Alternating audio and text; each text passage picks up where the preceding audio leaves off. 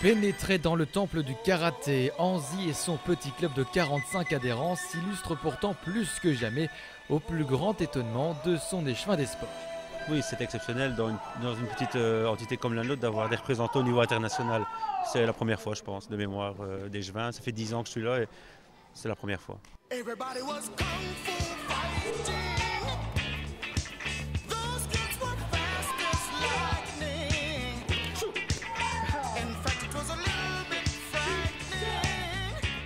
Aujourd'hui, ses talents s'expriment au firmament du karaté. Il y a entre autres Pierre-Hénaud Paglierini et Raphaël Piras, tous deux représentants de l'équipe nationale belge, et la tout récente vice-championne d'Europe, la ravissante, mais néanmoins coriace, Victoria Piras. Récemment, à 16 ans à peine, vous avez quand même signé une bonne performance en terminant vice-championne d'Europe lors des derniers championnats en Turquie. Peut-être nous expliquer cette aventure, comment ça s'est passé pour vous? Jusqu'au 4e combat, tout s'est bien passé pour moi.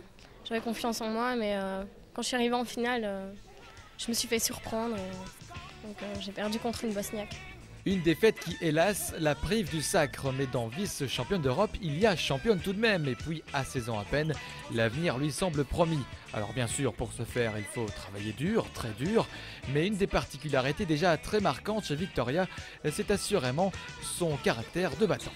Au niveau du combat, c'est qu'elle a un mental d'acier, quoi. Donc c'est que, je vous dis, elle lâche rien et c'est sa force à elle, c'est ça qui fait que, elle va toujours, même si elle n'en peut plus. Mais pour elle, c'est juste content qu'elle est à genoux, quoi. Bel hommage du maître envers son élève, une élève qui mesure la richesse du savoir de son sensei. Il a beaucoup de recul sur les compétitions, il va regarder autre part et tout. Et il nous apprend beaucoup de trucs, de l'expérience. Et il est toujours avec nous, il nous a toujours suivis, il a toujours été là pour nous en dehors et dans le karaté.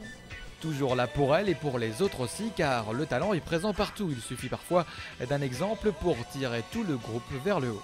Donc je veux dire, l'un entraîne l'autre et je veux dire, c'est une dynamique de groupe qu'ils font ensemble. Et je veux dire, c'est pas parce que d'autres ne sont pas repris en équipe nationale, ils y sont presque, mais bon, c'est le petit fifrelin qui font que il manque encore ça un petit peu, mais je veux dire, ils se valent tous parce que c'est des enfants qui ont grandi ensemble.